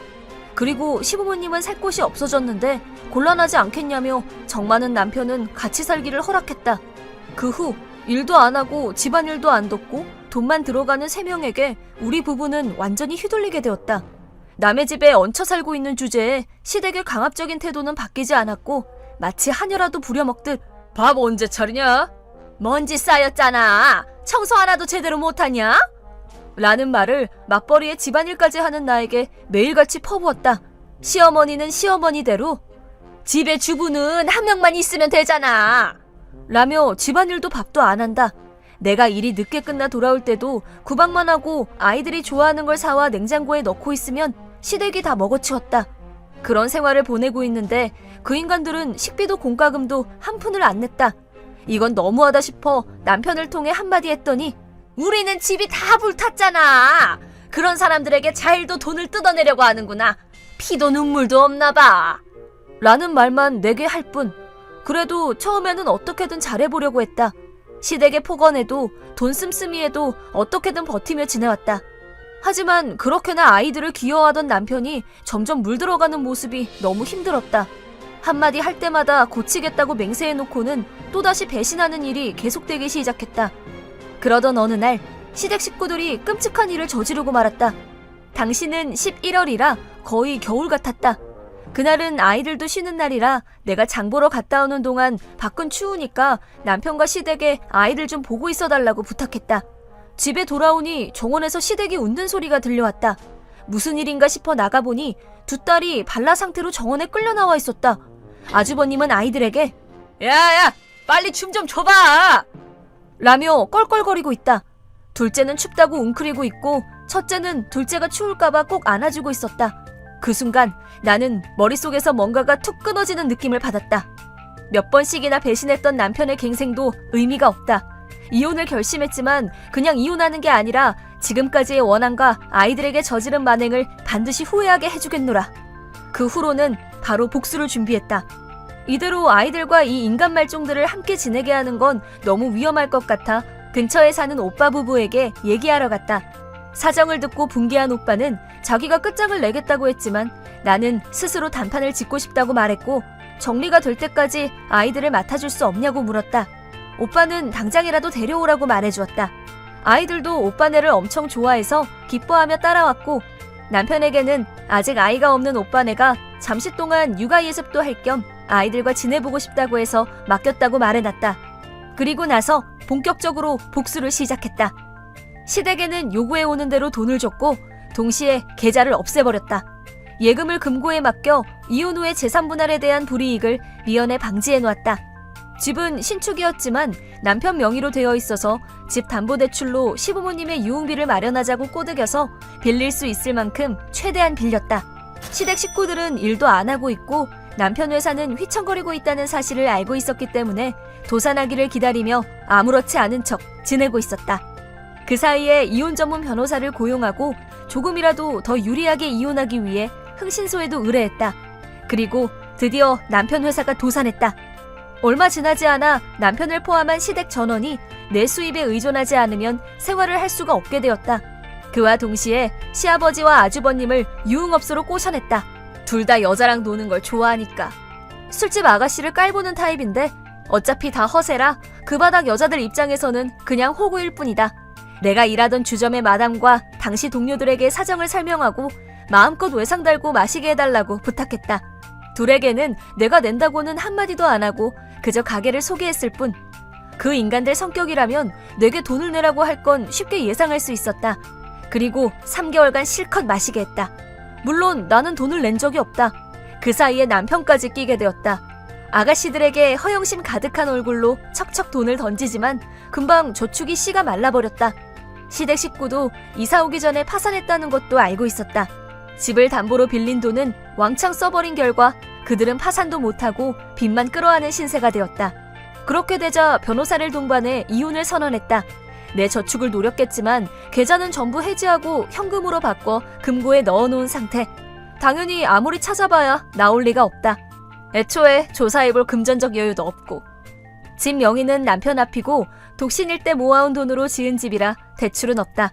집을 지을 때 냈던 예금을 생각하면 분한 마음도 있지만 아이들과 다시 잘 살아보고 싶다는 마음이 더 강하게 들었다.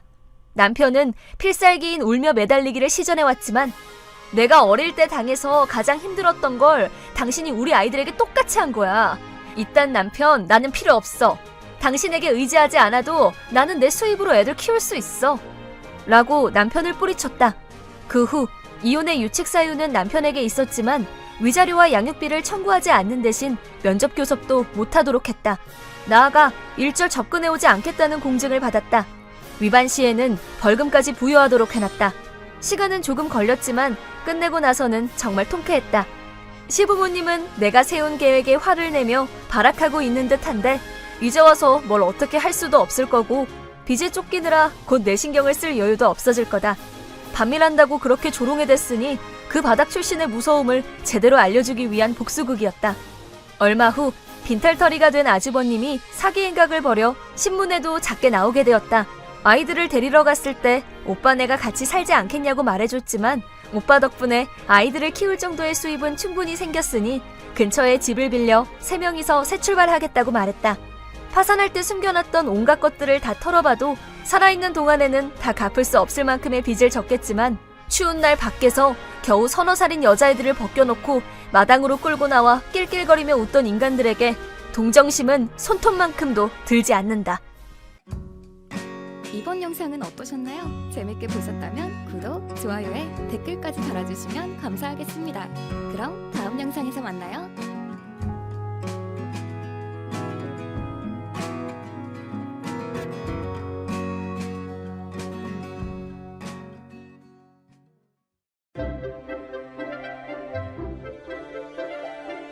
사이다 무비튼. 이 사건은 병원에서 집으로 돌아가는 길에 일어났다. 나는 약국에서 약을 받아 나오는 길이었다. 그러자 조금 떨어진 곳에 있던 여자가 갑자기 자전거를 엄청난 속도로 몰아서 내 쪽을 향했다. 부딪힐 것 같은데? 라고 생각한 순간 여자는 내 손에 있던 약봉지를 획 낚아챘다. 너무 갑작스러운 일로 놀란 나머지 나는 그 자리에 멍하게 서 있을 뿐이었다. 범인은 5살 정도의 남자애를 자전거 뒤에 태운 아기 엄마였다. 귀중품을 도둑맞은 건 아니어서 굳이 쫓아가서 다시 뺏어올 생각은 없었지만 약을 훔쳐서 뭐에 쓰려고 그러지?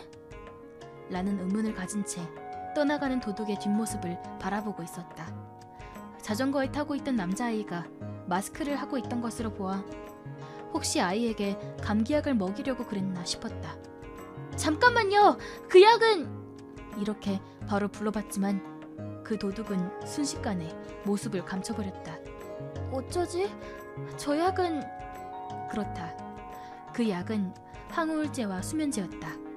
나는 1년 전 집에서 78세의 할머니를 간병했었다. 할머니는 근육 통증을 동반한 마비로 인해 서서히 전신이 굳어 움직일 수 없게 되는 병에 걸려버렸다. 병원에서는 얼마 못 살 거라고 했었다. 할머니는 전신에 마비 증상이 오기 전까지 되도록 집에 있고 싶다고 했다. 어차피 그 기간도 오래가지 않을 거라 생각했기 때문에 당시 간호계통에서 일하고 있던 나는 휴직계를 내고 내가 간병하겠다고 나서게 되었다. 영양관리사 자격도 가지고 있었기 때문에 간병식도 간단히 만들 수 있을 거라 생각했다. 하지만 현실은 그렇게 호락호락하지 않았다. 할머니는 근육에 통증이 올 때면 새벽에도 나를 깨웠다. 다리가 아파. 좀 주물러봐. 그래서 시킨 대로 주물러 드렸지만 이미 마비 증상이 온 근육에는 감각이 없었기 때문에 내가 힘을 줘서 주물러도 빨리 주무르라니까 뭘 멀뚱히 보고만 있는 거야? 라며 혼이 나기 일쑤였다. 생각처럼 몸이 움직여주지 않자 할머니는 점점 초조해하며 성격도 예민해졌다. 하지만 내가 그만큼 더 신경 써서 간병해드려도 내가 빨리 죽어야지. 더 살아봤자 뭐해? 와 같은 말들을 계속 듣게 되었고 정신을 차려보니 나는 수면제를 다량 복용 후 구급차에 실려 응급실에 와 있었다. 그 후 우울증 진단을 받고 정신병동에 3개월간 입원도 했다. 그 후 할머니는 돌아가셨다. 하지만 그때가 트라우마로 남아버린 탓에 퇴원을 한 후에도 쭉 약을 먹게 되었다. 그래서 이번에도 병원에서 진찰을 받은 후 약국에서 약을 처방받은 것인데 집으로 가던 길에 하필 그 약을 도둑맞게 된 것이다. 제일 큰 문제는 도둑맞은 약봉지에는 약만 들어있다는 것이다. 약의 설명서는 수첩에 꽂아 가방 안에 넣어두었던 것. 병원에 갈 때는 병원균에 노출되지 않도록 꼭 마스크를 쓰고 가는데 혹시 마스크를 쓴 내가 감기에 걸린 걸로 오해해 훔친 약을 아이에게 먹인 건 아닐지 걱정되었다. 내가 그때 복용하고 있던 약은 효과가 아주 좋았지만 입마름, 어지러움, 순환기계에 영향을 가져오는 부작용도 있었기 때문에 잘못 먹으면 아이가 위험해질 수 있었다. 그래서 혹시나 하는 마음에 병원과 약국에 이 일을 알렸다. 약사는 못 모르고 먹으면 진짜 큰일인데? 라는 말도 했다. 처음 겪어본 일이고 어찌해야 할지 몰라 경찰에 신고하는 것도 잊은 채 집으로 돌아왔다. 하지만 빨리 경찰서 갔다 와! 라고 엄마가 말해줘서 나는 가까운 파출소에서 신고서를 작성했다. 다음 날 도둑은 어이없게도 바로 체포되었다. 처방해준 그 약국에 이 약국 때문에 내 아들이 쓰러졌어. 어떻게 책임질 거야? 라며 아기 엄마가 쳐들어와 소리를 지르고 난동을 피운 모양이었다. 약사는 아기 엄마의 이름과 처방 내역을 물었고 아기 엄마는 감기약이라고 말했지만 그 엄마가 들고 온 약은 항우울제와 수면제였다. 약 뒤에 작은 글씨로 약 이름이 쓰여 있었지만 감기약이라고 생각한 아기 엄마는 그대로 아이에게 먹인 모양이었다. 게다가 환자 등록이 되어 있지 않은 이름과 주소였고 병원 근처에 있는 약국이었기 때문에 자주 오는 대부분의 손님 얼굴은 다 기억하는데 이 여자는 한 번도 본 적 없는 얼굴이었다. 내가 약국에 이 사건을 말했던 것이 생각난 약사는 혹시나 해서 우리 약국은 주로 정신과 약을 많이 취급하고 있어요. 만약 용량과 용법에 맞지 않게 복용했다면 생명에 지장이 올 수도 있습니다. 라고 설명했고 아기 엄마는 동요하며 그렇게 위험한 약이었으면 설명서도 같이 줬어야지! 라며 큰 소리로 따지기 시작했다. 손님 앞에서 약 설명을 해드린 후 약과 설명서를 함께 드리는 게 이 약국의 규칙이기 때문에 설명서 없이 약만 드리는 일은 절대 있을 수 없고 분명 봉투 안에 설명서도 함께 넣어드렸을 겁니다. 라고 약사가 설명해도 없는 걸 없다고 하지 뭐라고 해? 그쪽에 실수로 안 넣은 거 아니야? 라며 들은 채도 하지 않고 아들이 기절해서 쓰러졌어. 어떻게 책임질 거냐고. 그쪽 업무상 과실 뭐 그런 거잖아. 됐으니까 빨리 치료비나 내놔. 라고 날뛰며 약사의 멱살을 잡았다. 약사는 진정하세요. 지금 아드님은 어디 있나요? 병원인가요? 라고 묻자 엄마가 봐주고 있어. 병원에 가면 돈 내야 하잖아. 그래 안 그래? 우리 애한테 대체 무슨 약을 먹인 거야? 설마 죽는 거야? 라며 필사적으로 약사에게 달려들었다. 약을 얼마나 먹었는지는 모르겠지만 일단 아드님을 병원에 데려가세요. 라며 약사도 필사적으로 설득했다.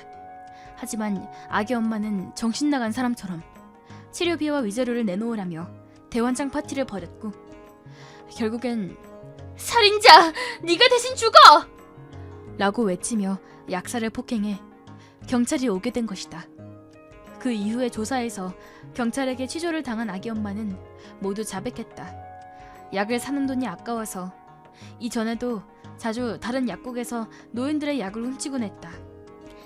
훔칠 때마다 약봉지 안에 설명서도 같이 들어있어서 고혈압이었던 아빠에겐 저혈압 약을 드리고 머리가 아플 때는 타이레놀을 먹으면서 약값을 아끼곤 했다. 이 약국에서 날치기를 한 건 이번이 처음이고 이번에는 약봉지 안에 설명서가 없었지만 분명 감기약일 거라 생각하고 감기 기운이 있던 아이에게 먹였다. 그러자 점점 축 늘어지기 시작해 의식이 몽롱해지더니 그대로 눈을 뜨지 않게 되었다. 아이를 계속 깨워봤지만 일어나지 않았고 치료비를 받을 수 있을 거라 생각해 약국에 간 거다. 라고 진술했다. 약국과 경찰에서 전화가 왔고 아이에게 먹인 약은 역시나 내 약이 맞았다. 이후 그 아이는 무사히 눈을 떴다고 한다. 수면제 두 알을 먹고 숙면에 든 것뿐이란다. 아이에게 큰일이 생기지 않아서 나는 진심으로 안도했다. 처음엔 경찰이 겨우 약을 날치기 당한 걸로 라며 신고를 받아주지 않을까봐 신고를 할지 말지 고민했었다. 하지만 약을 날치기 당했다는 또 다른 사람의 신고가 있었기 때문에 동일 인물의 소행임을 알게 되었고 내 신고도 받아주었다. 하나씨가 신고를 해준 덕분에 무사히 체포할 수 있었습니다. 라는 연락도 받았기 때문에 신고하길 잘했다고 생각했다. 아무리 그래도 정체불명의 약을 아이에게 먹이다니 정말 무서웠다. 도둑질한 물건으로 치료비를 받아낼 수 있을 거라 생각한 것도 참 최악의 상황은 없었으니 정말 다행이긴 한데 이번 사건의 가장 큰 피해자인 아이에게 불쌍한 마음이 드는 건 어쩔 수 없나 보다. 이번 영상은 어떠셨나요? 재밌게 보셨다면 구독, 좋아요에 댓글까지 달아주시면 감사하겠습니다. 그럼 다음 영상에서 만나요.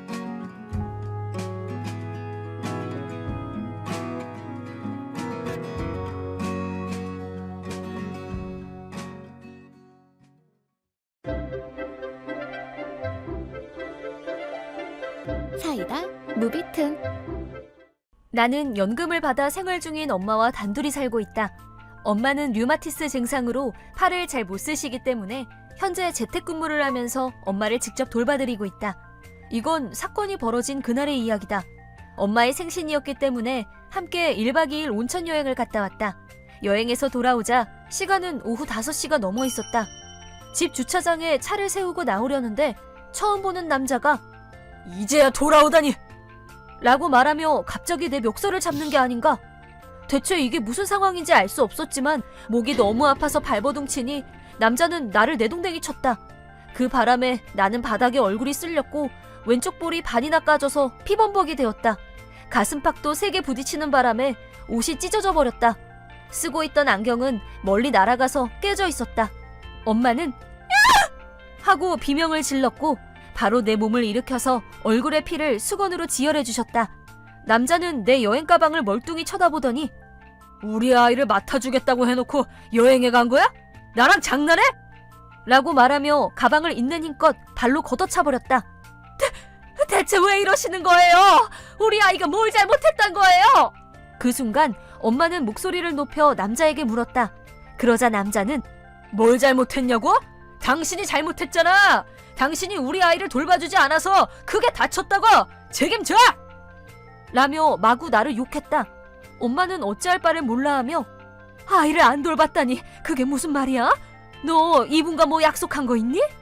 라고 내게 물었지만 전혀 짐작가는 데가 없었다.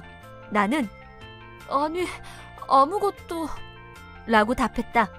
그 후 남자의 고함소리와 엄마의 비명소리를 들은 주변 이웃들이 달려왔고 그 남자를 나에게서 떨어뜨려 주었다. 남자는 이거 놓으라고 고함을 치고 바둥거렸지만 이웃 남자들에게 제압당하고 있었기 때문에 몸을 움직일 수 없었다. 그리고 나는 그 남자에게 다음과 같이 말했다. 아이를 맡아달라고 부탁받은 적 없어요. 어제 다녀온 온천 여행의 예약은 이미 한 달 전부터 되어 있었고요. 믿기 힘드시면 전화를 해보셔도 좋아요. 설령 부탁을 받았다 해도 이미 숙소 예약이 되어 있었기 때문에 받아들이지 않았을 거예요. 라고. 그러자 그 남자는 그럴 리가 없어. 우리 와이프가 분명 그랬다고. 라고 하며 불리하게 돌아가는 상황에 몸을 떨고 있었다. 그 남자 말로는 집에 왔는데 아이의 몸 이곳저곳에 상처가 나 있어서 아내에게 물어봤다고 한다. 아내는 내가 맡아준다고 해서 아이를 맡겼는데 내가 아이를 문전박대했고 아이는 하는 수 없이 집에 돌아왔다고. 하지만 엄마는 외출 중이었다. 집에 왔지만 문이 잠겨 있어서 들어가지 못했고 하는 수 없이 엄마가 오기만을 기다리며 밖에서 놀고 있었는데 자전거에 치이고 말았다는 것이었다. 완전히 처음 듣는 이야기에 깜짝 놀랐다. 애초에 나는 그 남자의 아내와 일면식도 없는 사이였다. 엄마도 모르는 사람이라고 했다. 이후 남자에게 여행 숙소의 전화번호를 알려줬고 확인을 끝낸 남자의 얼굴은 이내 창백해졌다. 아무래도 제가 오해를 한 것 같습니다. 정말 죄송합니다. 라며 무릎을 꿇었다. 일단 나는 남자의 전화번호와 주소를 받고서 남자를 돌려보냈다. 내가 어떻게 해야 할지 모르고 서 있자 달려와준 이웃들이 당장 경찰에 신고하고 변호사랑 상담하세요. 라고 말해줬다. 저는 그렇게까지 일을 크게 키우고 싶진 않아요. 안경값 정도만 변상받을까 해요. 라고 답하자 막무가내로 아이를 맡기려고 했던 집이니 그런 생각 말고 변호사에게 일처리를 맡기는 게 좋아요. 차 사고도 함부로 합의해줬다 나중에 큰 코 다치기도 하니까요. 저 남자는 다친 아이 때문에 눈에 뵈는 게 없었다 쳐도 저 남자의 아내는 자신을 위해서라면 다른 사람까지 끌어들여 태연히 거짓말을 하는 사람이잖아요. 자신의 무죄를 위해서 이 다음엔 또 무슨 일을 저지를지 몰라요. 그 말을 들으니 갑자기 무서워져서 바로 그날 변호사를 찾아가 상담했다. 이때부터는 변호사가 말한 대로만 행동했다. 가장 먼저 병원의 진단서부터 끊었다. 얼굴 상처에 박혀있던 자갈을 깨끗이 제거한 후 치료를 받았다. 다행히도 흉터 없이 아물 거라고 해서 마음이 놓였다. 또한 팔에 가벼운 골절도 입었기 때문에 전치 3주를 받았다. 팔에 통증은 있었지만 컴퓨터 타자를 치는 정도의 재택근무는 겨우 할 수 있는 정도였다. 하지만 엄마도 류마티스 증상으로 팔을 쓸 수 없었기 때문에 집안일은 할 수 없었다. 둘 다 팔을 쓸 수 없게 되자 낭패를 보고 말았다. 결국 요리와 설거지가 필요 없는 도시락으로 끼니를 때우게 됐는데 그러자 생활비가 너무 많이 들었다. 새로 맞춘 지 얼마 안 된 내 안경은 안경테가 구부러졌고 렌즈도 깨져버려서 결국 새로 맞출 수밖에 없었다. 고도 근시와 고도 난시가 있었기 때문에 특별 주문을 해야 했고 안경이 완성될 때까지 어떻게든 깨진 안경을 끼고 지내야 했기 때문에 정말 불편했다. 나는 경찰서에 가서 피해 신고도 했다. 그 후 관련 서류와 영수증 등을 전부 변호사에게 건넸고 일은 점점 박차를 더해갔다. 이건 변호사에게 들은 이야기다. 사실은 그날 남자의 아내는 집에 있었다. 외출했다고 한 건 거짓말이었고 불륜 상대를 집에 초대하기 위해 아이를 내쫓은 것이었다. 아이에게 엄마는 밖에 볼 일이 있어 나가봐야 하니까 오늘은 희연 아줌마 집에 가 있어. 희연 아줌마는 할머니랑 단둘이 사는데 집에 아이가 없어서 적적하시대. 라고 하며 아이에게 우리 집 위치가 그려진 종이를 건넸다. 잘 모르겠으면 지나가는 어른들한테 물어봐. 알았지? 라고 말하며 아이를 집에서 내쫓은 것이다. 동네 엄마들 사이에서 그 여자는 아이를 다른 집에 자주 맡기는 것으로 유명했다. 자기도 주부면서 왜 그렇게까지 아이를 이곳저곳에 맡기는 거야? 라며 뒷소문도 퍼져 있었다. 지금까지는 아이가 있는 집을 골라 맡겼지만 더 이상 아이를 맡아주려고 하는 집이 없어서 아이 없이 재택근무로 집에서만 지내는 나를 고른 것이다. 나이가 많은 엄마도 있으니 내가 딱 잘라 거절하지 않으리라 생각한 모양이었다. 참고로 이웃들은 내가 재택근무를 하고 있다는 사실을 모두 알고 있었다. 맨날 집에만 있던데 일은 하는 거야? 라고 이웃들이 물을 때마다 집에서 컴퓨터로 재택근무 중이에요. 라고 말하곤 했다. 요즘은 재택근무를 하는 사람들이 많아졌지만 그 당시에는 흔하지 않았기 때문에 이웃들 사이에선 순식간에 화제거리가 되었다. 그 덕에 그 여자도 내가 재택근무로 계속 집에서 지낸다는 것을 알게 되었고 내가 집에 있는지 없는지 확인도 안 하고 아이를 우리 집에 보낸 것이었다. 그 후 아이가 집에 돌아온지도 모르고 불륜 상대와 집에서 그 짓을 하고 있었던 것이다. 그러다 자전거에 치여 엉엉 우는 아이의 울음소리가 들려와 황급히 집 밖에 나와봤지만 아이의 몸은 이미 상처투성이었던 것.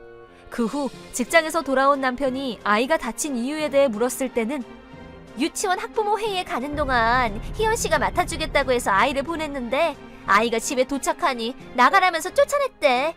라고 거짓말을 했고 그 말을 듣고 빡친 남자가 이번 사건을 일으키게 된 것이었다. 사건 이후 남자는 유치원에도 확인해봤지만 그날 학부모 회의는 없었고 모두 아내의 거짓말임이 드러났다. 더군다나 바람을 피우고 있던 사실도 모두 들키고 말았다.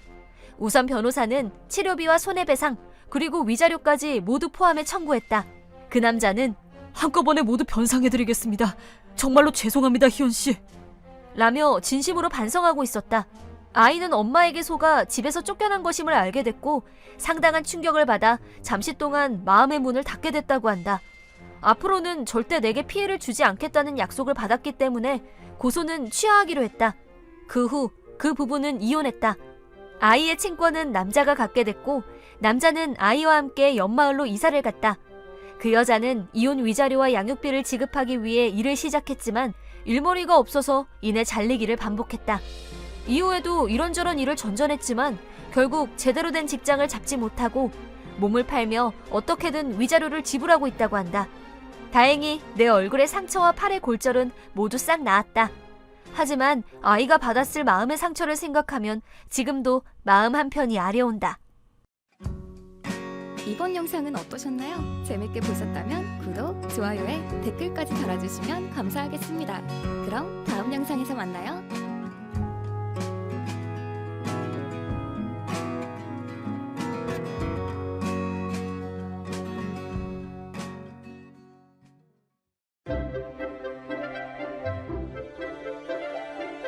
사이다 무비튼. 내가 다니는 대학에 T씨라는 이상한 사람이 있었다. T씨는 42살에 대학에 입학한 사회인이었다. 여자애들 사이에 끼우고 싶어 안달이 나 있었고 어떻게 알았는지 부르지도 않은 술자리에 매번 찾아오곤 했다.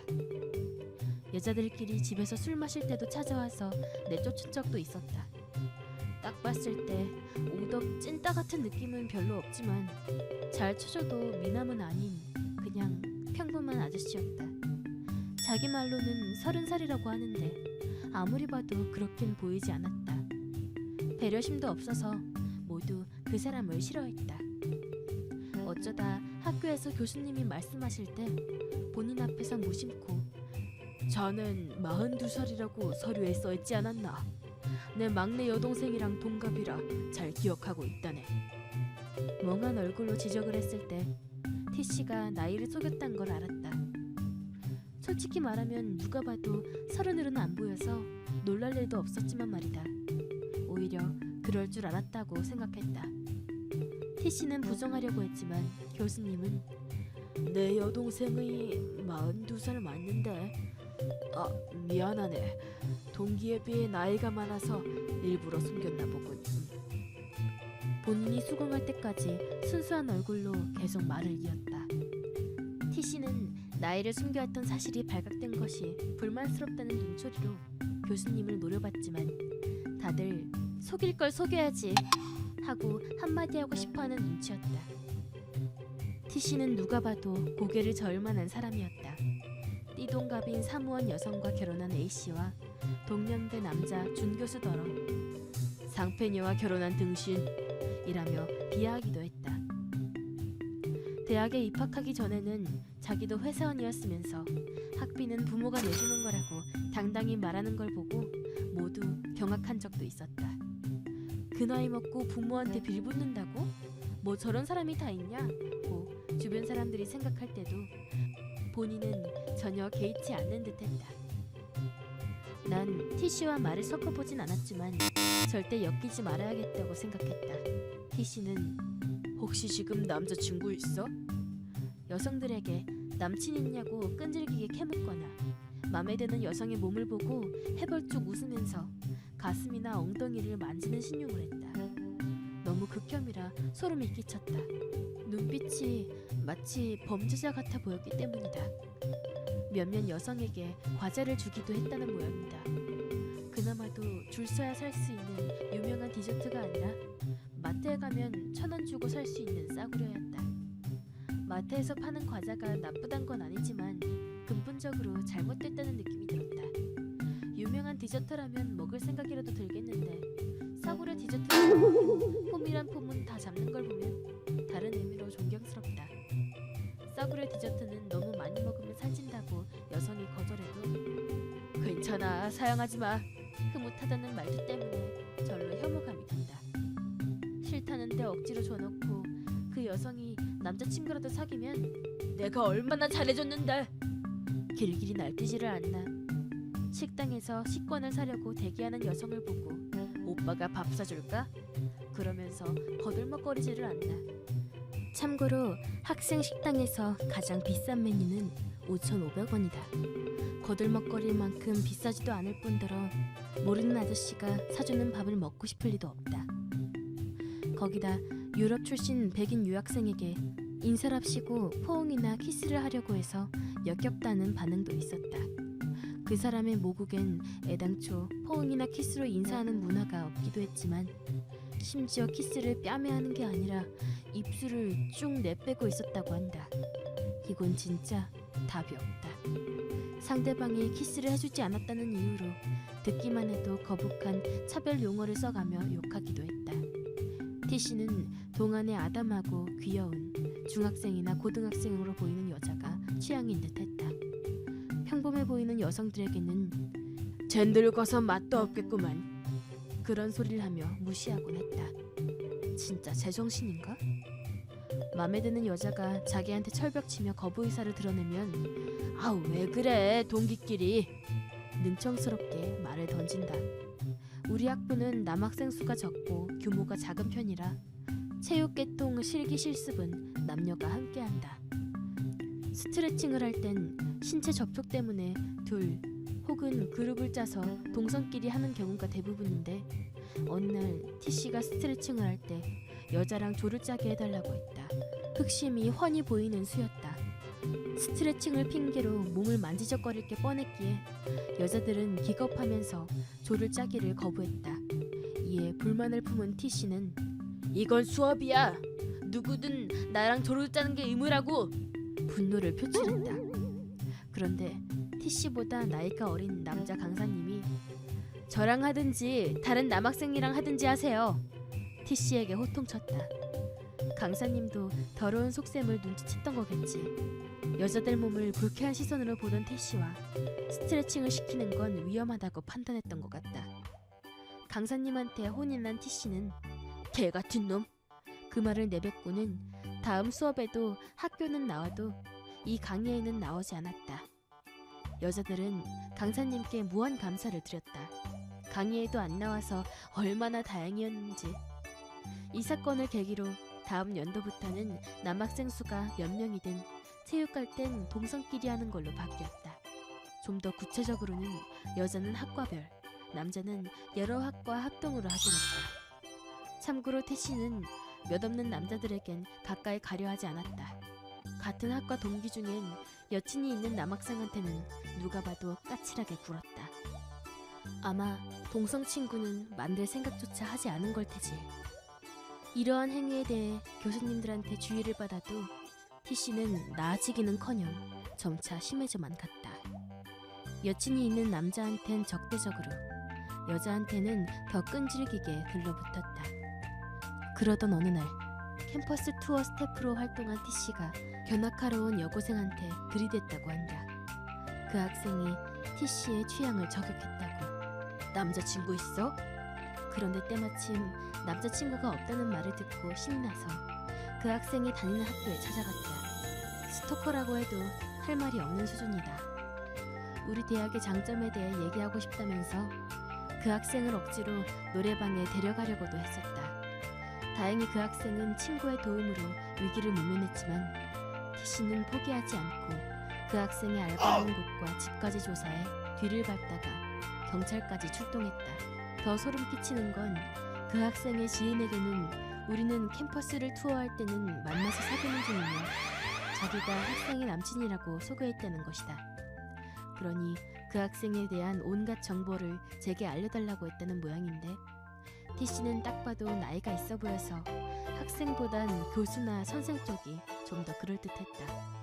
물론 얼마 안 가 소문을 접한 학생이 경찰에 연락했고 신고 절차를 거쳐 체포로 이어졌다. 꼴불견인 건 아닌지 체포 후 T씨는 본가에 처박혔고 어느샌가 대학을 그만두었다. 대학엔 워낙 다양한 사람이 있으니 누가 퇴학한다고 해도 이상할 것도 없고 그다지 화제가 될 일도 아니지만 T씨가 대학을 그만뒀다는 소문은 오랫동안 입방아에 오르내렸다. 그 사람 얼굴 안 봐도 된다고 다들 기뻐했으니까. T씨가 워낙 욱하는 성격이라 대학 내에선 함부로 말 꺼내기 힘들었는데 마음에 드는 여자 집까지 쫓아간 사례도 몇 번 튀어나왔다. T씨는 결국 대학을 때려치웠지만 그 고등학생처럼 제2, 제3의 피해 신고가 경찰에 보고되고 있다는 소문이 대학 내에서 퍼지고 있다.